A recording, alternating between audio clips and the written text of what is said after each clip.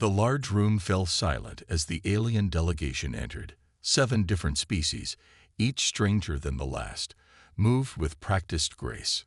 Their colorful robes and shining tech made the human representatives look plain in their simple blue uniforms.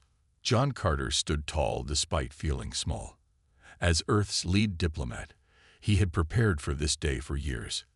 The aliens called themselves the Galactic Confederation. This was humanity's first official meeting with them.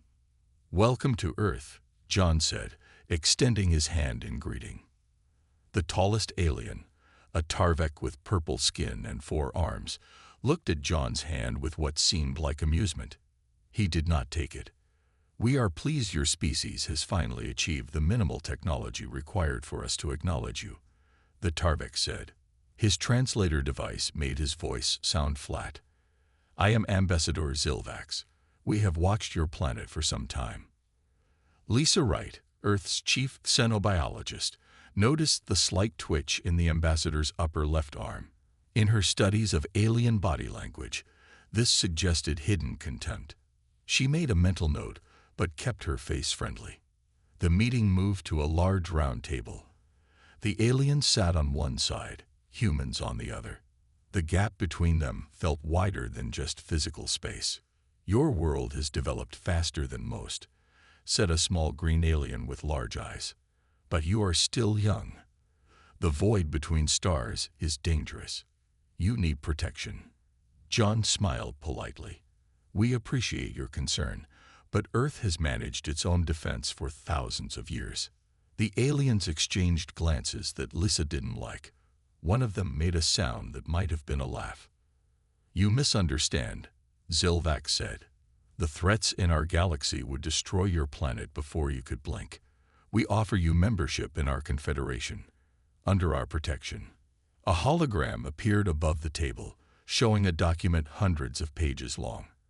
The alien ambassador called it a standard protection agreement. "These terms are most generous," he continued. "We rarely offer them to species so undeveloped." John took the data stick containing the agreement. "We'll need time to review this." "Of course, you have 1 month. We are not unreasonable."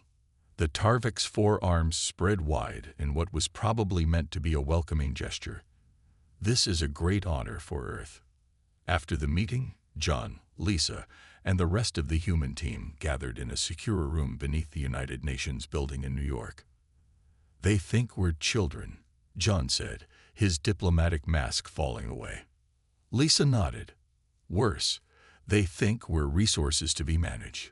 General Kate Winters, who had been silent during the meeting, spoke up. "I counted 14 ships in their fleet, all armed despite claiming this was a peaceful mission." Steve Bennett, Earth's military intelligence officer, brought up a screen showing scans of the alien vessels. "Their technology is advanced, but not as advanced as they want us to believe. Their ships have weaknesses." "Did anyone else catch how they kept referring to Earth's resources?" Lisa asked. "They mentioned our water reserves 3 times. John rubbed his tired eyes. "I need a team to go through this agreement line by line. I bet it's not as generous as they claim." "We should stall," Kate suggested. "Ask for more time to consider." "No," John said firmly. "We play along.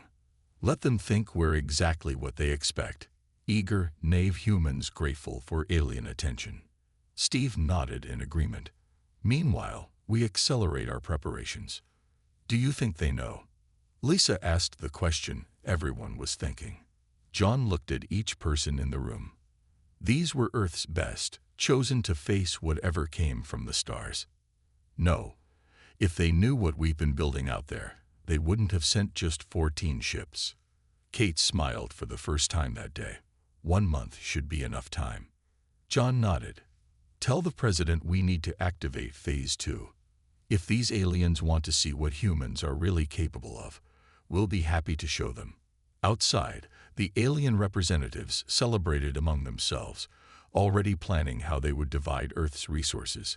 They had no idea that beneath the surface of human politeness, a storm was brewing. 3 weeks passed since the first meeting with the aliens. Lisa Wright sat alone in her lab, surrounded by screens showing alien text. Her eyes burned from lack of sleep, but she couldn't stop now. Not after what she had found. The door slid open. John Carter walked in carrying 2 cups of coffee. "You look terrible," he said, handing her a cup. Lisa took a long sip before answering.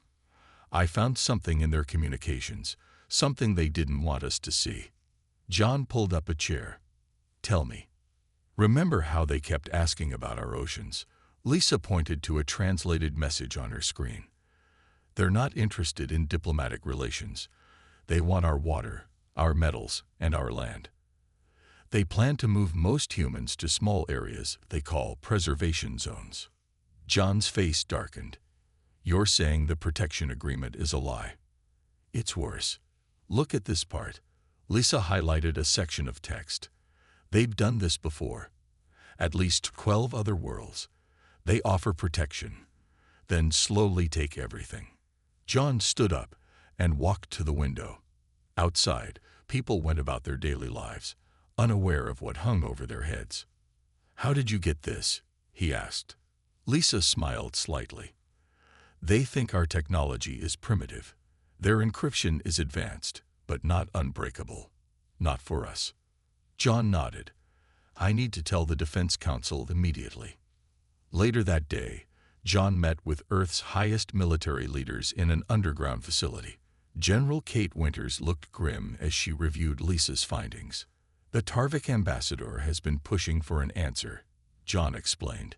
"He seems impatient." Steve Bennett pulled up images of the alien ships in orbit. Their fleet has grown to 23 vessels. Still a small force, but enough to hit major cities if they wanted to. "Do they suspect we know?" asked Kate. "I don't think so," John replied. "We've kept up appearances.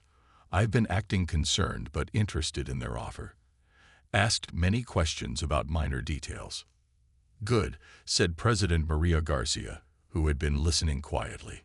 "What about our preparations?" Kate pressed a button, and the room's display changed to show the dark side of the moon. Hidden bases appeared as small green dots. "Everything is ready. Admiral Mitchell reports all ships are at full combat readiness." "And the aliens have no idea?" the president asked. Steve shook his head. "Our stealth technology is holding. They can't see past the asteroid belt. As far as they know, we have a few outdated satellites and nothing more." John leaned forward. "We should be careful. The Confederation has existed for thousands of years. They've conquered many worlds. But they've never met humans before," Kate said with a hard smile.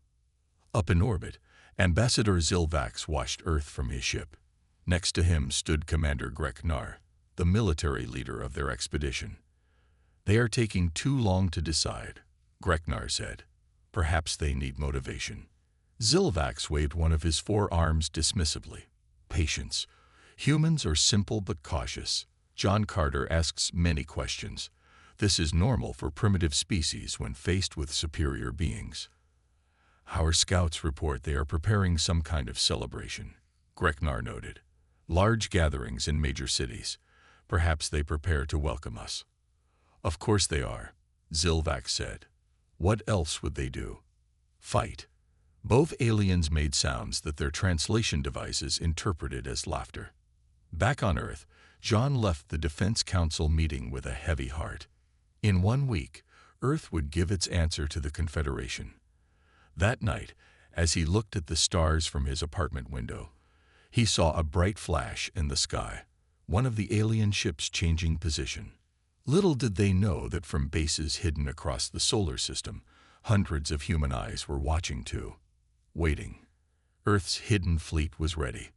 The time for pretending was almost over. 50 years earlier, on a cold day on Mars, engineer Alan Diaz stood in a dust-covered room that no human had entered for thousands of years. Next to him, physicist Samantha Ortiz carefully examined strange symbols on a metal wall.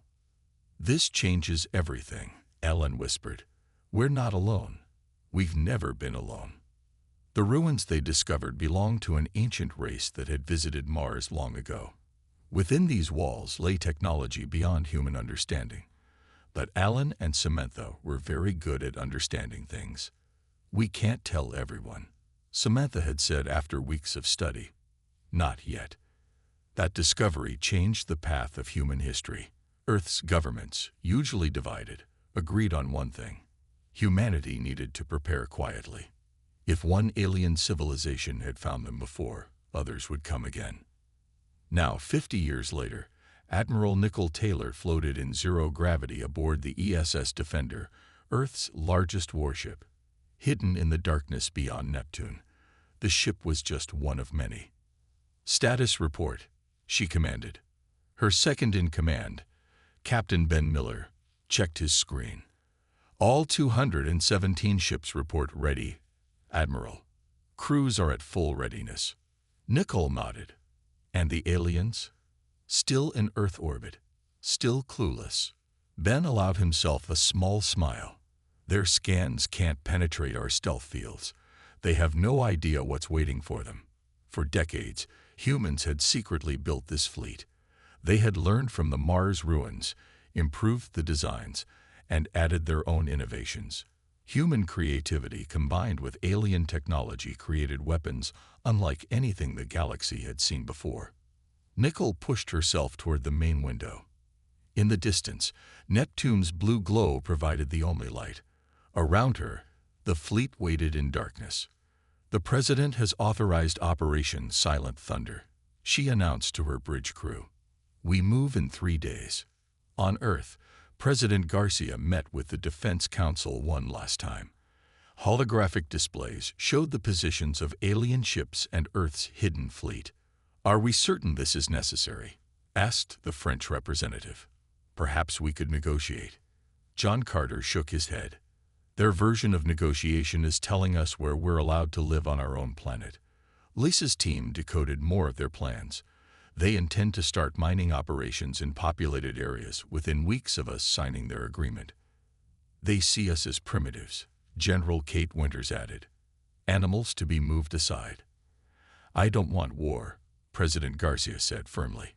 "But I will not allow Earth to be colonized. We spent 50 years preparing for this moment. We hoped first contact would bring friendship, but we prepared for the alternative." She looked at each person around the table. "The Confederation has conquered 12 worlds that we know of. Earth will not be the 13th. Steve Bennett updated the display. "Admiral Taylor reports all ships are ready. We can have the entire fleet in Earth orbit in under 40 minutes once given the signal." "And the ground celebrations?" asked John. Kate smiled. "In place. The aliens think we're preparing welcome parties. Actually, we're evacuating key areas and positioning our ground defenses. The celebration tents hide our surface-to-orbit weapons." President Garcia stood up, her decision made. "We'll deliver our answer to their ultimatum, as scheduled. John, you'll lead the delegation. Make them believe we're still considering their offer until the last moment." In deep space, Nicol Taylor addressed her fleet commanders via secure channel. Each face on her screen represented a ship carrying hundreds of Earth's finest. "For 50 years, we've trained for this," she said. "We hoped for peace but built for war. In 3 days, we show the Confederation that humanity will not be conquered." Her officers nodded solemnly. "Begin silent approach," Nicol ordered. Operation Silent Thunder is now active. Throughout the solar system, hidden engines powered up. Earth's invisible fleet began to move. The day of the deadline arrived. New York City gleamed under the morning sun as citizens filled the streets. Colorful banners hung between buildings. Music played. From space, it looked like Earth was celebrating. 15 Confederation ships moved into lower orbit, their silver hulls catching sunlight. They positioned themselves over major cities around the world, a show of power that was meant to impress or intimidate. In the Grand United Nations Hall, the alien delegation entered to find human representatives waiting. Ambassador Zilvax led his group, all 7 species of the Confederation present. His 4 arms were decorated with ceremonial metal bands, a sign of importance among the Tarvik.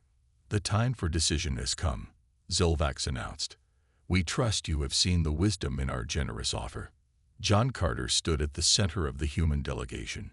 He wore a simple blue suit with Earth's new Space Force insignia, a subtle detail the aliens didn't recognize. "Ambassador," John began with a smile, "we appreciate the Confederation's patience. Earth has carefully reviewed your protection agreement."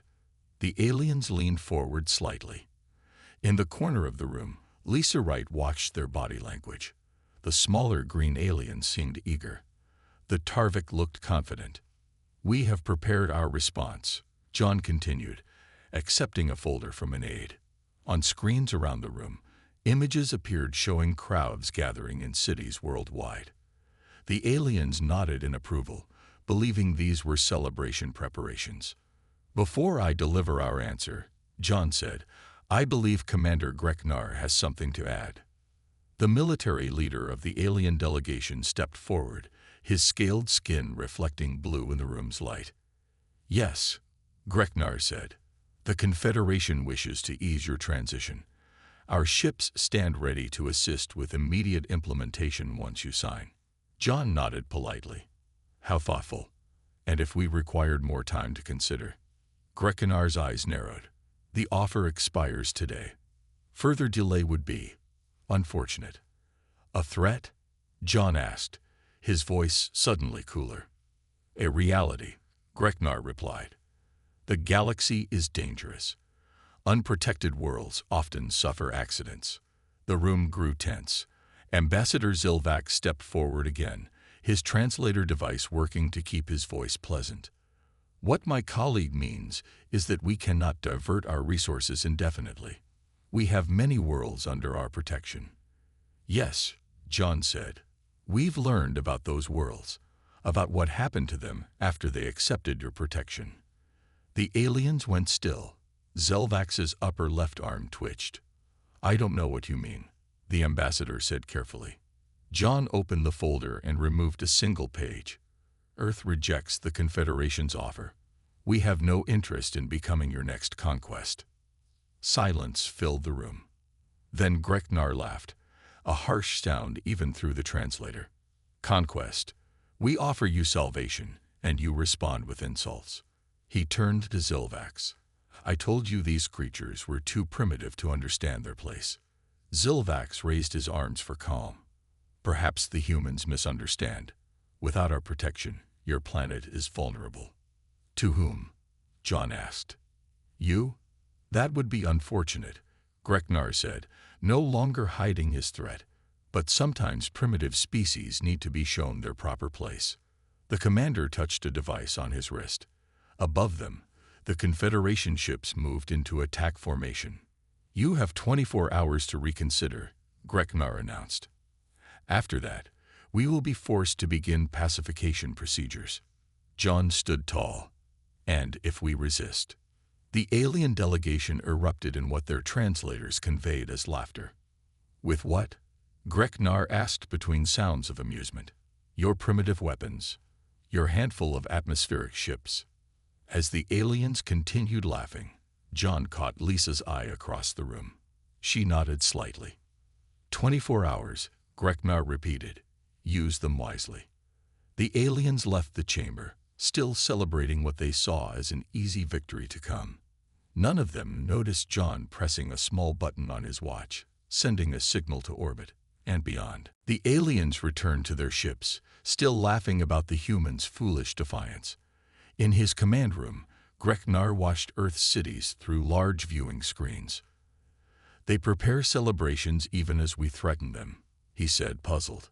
"Perhaps they don't understand our warnings." Zilvax studied the images of crowds gathering in town squares. "They understand. They simply have no choice. By tomorrow, they will beg for our mercy." On his private ship, the Tarvik commander opened a channel to the rest of the fleet. "Enjoy the view of your new mining colony," he told his officers. "Soon these cities will be replaced with processing centers." The alien crews cheered. Some began planning which regions of Earth they would claim first. Others calculated the value of Earth's oceans. None paid attention to their long-range sensors. Deep in the lunar surface, inside a hidden base, General Kate Winters watched the alien ships on her monitor. Next to her stood President Garcia. "They're completely focused on Earth," Kate said. "Their sensors are pointed down, not out." The president nodded. "Perfect. Admiral Taylor, are you in position?" A voice came through the secure channel. "All ships ready, Madam President, awaiting your command." President Garcia took a deep breath. "Operation Silent Thunder is now active. Reveal the fleet." Throughout the solar system, human warships dropped their stealth fields. On the far side of the moon, 30 heavily armed vessels powered up their engines. From Mars, another 50 ships emerged from hidden bases beneath the red dust. The asteroid belt came alive as ships hidden inside hollow rocks revealed themselves. And from beyond Neptune, the main battle group led by Admiral Taylor began its rapid approach. Captain Ryan Peterson commanded the first wing of fighters launched from the lunar base. His squad of 20 ships formed up and accelerated toward Earth orbit. "Maintain formation," he ordered his pilots. "Remember your training. No firing unless fired upon." In New York, John Carter and Lisa Wright were escorted to a secure bunker beneath the city. A large screen showed what was happening in orbit. "It's starting," Lisa said, watching the dots representing human ships appear on the display. In space, an alien officer rushed into Grekenar's command room. "Commander, we're detecting multiple ships approaching from all directions." Grekenar turned away from his celebration. "What? How many?" "Dozens. No, hundreds," the officer stammered. "They're appearing everywhere." "Impossible," Zilvax said. "Their technology is primitive. They have no space fleet." Alarms blared across all Confederation ships as their sensors finally detected the approaching human vessels. Grekenar watched in shock as the count of enemy ships kept rising. 217 warships, his officer reported, voice shaking. All heavily armed. Outside his viewport, Grekenar saw the first wing of human fighters swoop into perfect formation around his fleet. Their sleek black hulls showed no nation's flag, only the same insignia John Carter had worn on his suit. The ESS Defender, Admiral Taylor's flagship, moved into position above the alien fleet. Nearly twice the size of the largest Confederation vessel, its appearance alone silenced the alien celebrations. "This is Admiral Nicole Taylor of the Earth Space Force," her message broadcast on all frequencies. "Your ships are surrounded. Power down your weapons." On the Confederation command ship, Zilvax stared at the human fleet with wide eyes. "How is this possible? Where did these ships come from?" Grekenar had no answer. The scans showed human vessels with technology equal to, or beyond, their own. "They were hidden," he finally said. "All this time." In the Lunar Command Center, President Garcia watched the aliens' confusion with grim satisfaction. "Open a channel to their ambassador," she ordered. As Kate complied, the president straightened her jacket. "Let's discuss their surrender terms." The cheers aboard the alien ships had died completely. Now there was only stunned silence as Earth revealed its true power. Grekenar paced the meeting room aboard his ship. His scales had paled from their normal blue to a sickly gray. Across from him, Ambassador Zilvax sat with all four arms crossed tightly against his body. "This is outrageous," Grekenar hissed. "They lie to us." A holographic image of President Garcia appeared before them. Next to her stood John Carter and Admiral Taylor. "No," President Garcia said firmly. "We simply didn't volunteer information you didn't ask for." "You hid an entire fleet," Zilvax protested. "You pretended to be primitive." John stepped forward. "We never claimed to be primitive. You assumed that. We merely allowed your assumptions to stand." On screens throughout the human fleet, officers and crew watched the exchange. Many smiled as the aliens struggled to understand how completely they had been outmaneuvered. "Where did you get this technology?" Grekenar demanded. "Some of these designs are beyond even Confederation capabilities." Admiral Taylor smiled slightly. "Humans have always been good at improving other people's ideas." Zilvax stared at the humans. "What do you want?" The same thing we wanted from the beginning, President Garcia replied. To join the galactic community as equals, not as servants or subjects. Lieutenant Commander Olivia Franklin entered the holographic field. She carried a datapad. We've prepared our terms, she said, sending the document to the aliens. You'll find them quite different from your protection agreement. As Grekinar read the human terms, his color shifted to an even paler shade. These are impossible. You demand equal trading rights, unrestricted travel through Confederation space, and recognition as a sovereign power. Those are our terms, John said simply. Zilvax leaned toward Grekinar. We should return to the Confederation homeworlds. Bring back a proper battle fleet. He didn't realize his translator was still active. Everyone heard his words. That would be unwise, Admiral Taylor said. Our fleet extends well beyond what you see here. We have ships positioned near each of your major warp routes. It was a bluff, but the aliens couldn't know that. Olivia tapped her datapad. New images appeared showing the Confederation's treatment of other worlds. We've studied how you protected the Nevarans, she said, how you stripped their world of resources and left them dependent on your aid. Or the Thracians, now working as servants in Confederation mines. The aliens looked at each other in alarm. How did you obtain this information? Zilvax demanded. Your encryption isn't as good as you think, Lisa Wright said, joining the holographic conference from Earth. And humans are very curious. In a separate communication channel, away from the human broadcast, the representatives of the Kelinari, one of the 7 Confederation species, spoke urgently among themselves. This changes everything, their leader whispered. If the humans are this powerful, we should contact them privately, another suggested. The Tarvik have ruled us for too long. Back in the main conference, Grekinar had regained some of his composure. You think you can change the order of the galaxy with one fleet? He asked. The Confederation has existed for thousands of years. Perhaps it's time for change, John replied calmly. President Garcia stepped forward. We don't want war, Commander, but we will not be colonized. Your ships are surrounded. Your position is clear. What's your choice? Grekinar and Zilvax whispered frantically to each other. We must consult with the Confederation Council, Zilvax finally said. We need time. You have 12 hours, President Garcia replied. After that, we'll assume negotiations have failed. As the transmission ended, Grekinar slammed his fist against the wall. How did we miss this? He snarled. An entire fleet hidden across their system. Zilvax stared out the viewport at the human ships surrounding them. For the first time in his long career, he felt fear. We must warn the Council, he said quietly. These humans are not like the others.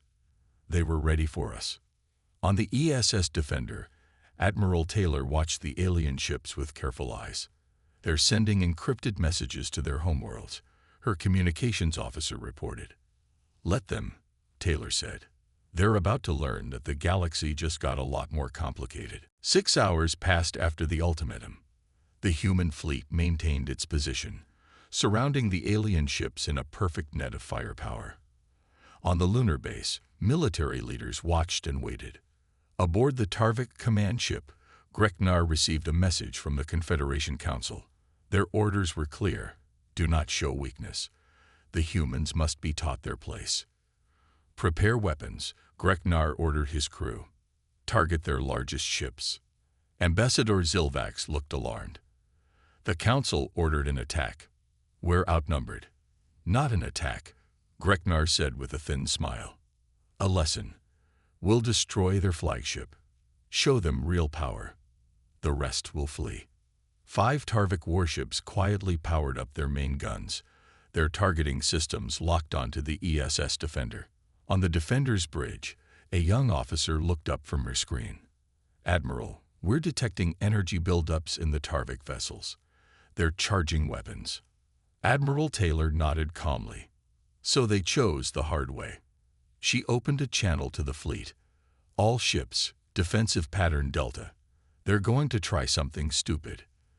The human vessels shifted positions slightly, maintaining their perimeter while adjusting their shields. Years of drills had prepared them for this moment. Without warning, the 5 Tarvik ships fired. Brilliant beams of energy shot toward the defender, only to splash harmlessly against an invisible barrier 10 meters from the hull. Shields holding at 97%, reported the defender's defense officer. Their weapons are powerful, but nothing we haven't prepared for. Grekinar stared in disbelief. Impossible. Their ship should be split in half. Admiral Taylor's voice came through on all channels. That was your only free shot, Commander. The next hostile action will be met with force.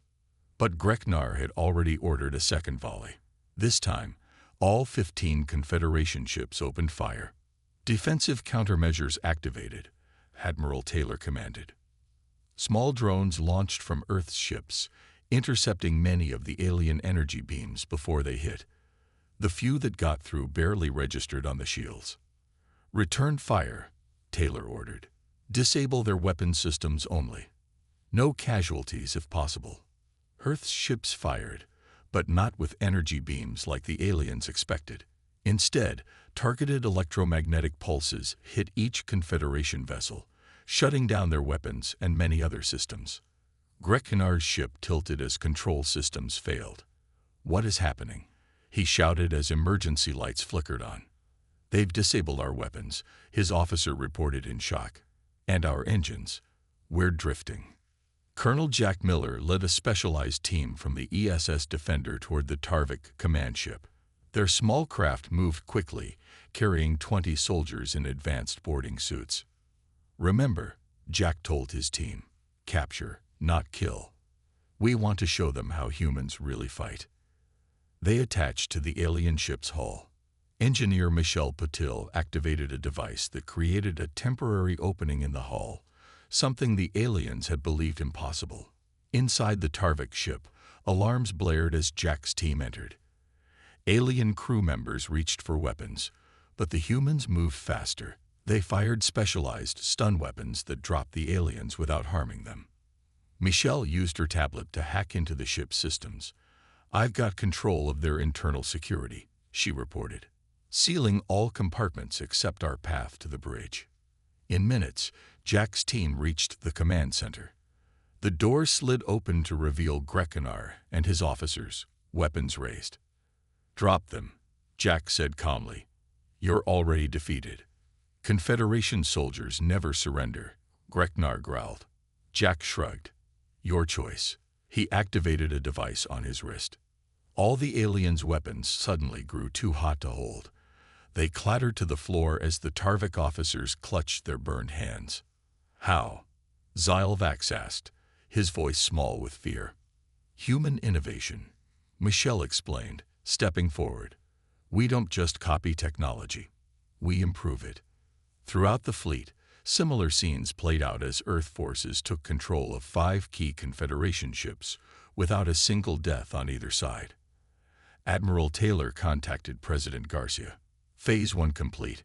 Madam President, 5 enemy ships captured. The rest have powered down weapons and are standing by." In the Lunar Command Center, President Garcia nodded. "Tell Colonel Miller well done." The battle, such as it was, had lasted less than 10 minutes. 6 months passed since Earth's fleet revealed itself to the galaxy. In a grand hall built specially for the occasion, representatives from 12 worlds gathered to sign a new treaty. The room buzzed with different languages, all translated smoothly through devices developed by human and alien engineers working together. John Carter adjusted his formal uniform as he watched the scene. Next to him stood Lisa Wright, now Earth's ambassador to the reformed Galactic Alliance. "Did you ever think we'd end up here?" Lisa asked quietly. John smiled. "Not exactly like this, no." After the brief battle, everything had changed. The Tarvik returned to their homeworlds with news of Earth's power. The Confederation Council, initially outraged, became much more reasonable when they learned how easily their ships had been defeated. But the biggest change came from within the Confederation itself. The Kellaneri, long unhappy under Tarvik rule, had reached out to Earth with a secret proposal. 3 other species quickly joined them. Across the room, the culinary ambassador waved at John. The tall, elegant alien had become a close ally over the past months. Together, they had pushed for a complete restructuring of galactic politics. The Tarvik delegation has arrived, Lisa noted, nodding toward the door where purple-skinned, 4 armed figures entered cautiously. Leading them was a new ambassador. Xylvax and Greknar had been quietly removed from their positions after the Earth incident. The new Tarvik representatives were noticeably more humble. President Garcia stepped onto the central platform. The room fell silent. "Today, we forge a new path forward," she began. "Not as rulers and subjects, but as equals. The Galactic Alliance will replace the Confederation, with all member worlds having equal voice." Applause filled the room, loudest from the formerly subjugated species. The Tarvik delegation clapped politely, their position much diminished but still important. After the ceremony, John found himself on an observation deck overlooking Earth. The view still took his breath away. Blue oceans, swirling white clouds, and green continents. Home. Admiral Taylor joined him, her uniform now bearing new insignia representing the Joint Fleet. "The Nevaran ships have joined our patrol of the outer system," she reported. "They're eager students. Their world is already recovering now that the Tarvik mining operations have ended." John nodded. "And the knowledge exchange programs?" "Exceeding expectations. Lisa's team has set up learning centers on 6 worlds. The culinary are particularly interested in our art and literature, of all things." A fleet of ships passed by the window, sleek human vessels flying alongside the organic-looking culinary craft and the crystalline ships of the Thracians. Once servants in Confederation mines, the Thracians were now rebuilding their civilization with Earth's help. In a secure room deep beneath New York, President Garcia met with military and scientific leaders. Displays showed the expanding influence of the new alliance. "The Tarvik are honoring the treaty so far," General Kate Winters reported, "but we're maintaining watch on their military installations." Steve Bennett pulled up star charts showing unexplored regions. "Our joint exploration teams have identified 20 new systems for peaceful contact. 3 show signs of developing civilizations we can help protect from exploitation." "And the Mars ruins?" the president asked. "Still revealing secrets," said a young scientist who had taken over Alan Diaz's work after his retirement. "We're sharing the non-military discoveries with our allies." As the meeting ended, President Garcia and Admiral Taylor walked through a memorial garden, planted to honor those who had worked in secret for 50 years to protect Earth. "Do you think we'll ever need the full fleet again?" the president asked. "I hope not," Taylor replied. "But humanity will always be ready." Above them, visible in the evening sky, a new space station took shape, built by human and alien hands working together. It would serve as the headquarters for the Galactic Alliance, a symbol of the new order Earth had helped create. John Carter looked up at the stars from his office window. Once distant and unknown, they now represented new friends, new challenges, and new opportunities. Humanity had found its place among them, not as conquerors or the conquered, but as equals ready to shape the future of the galaxy.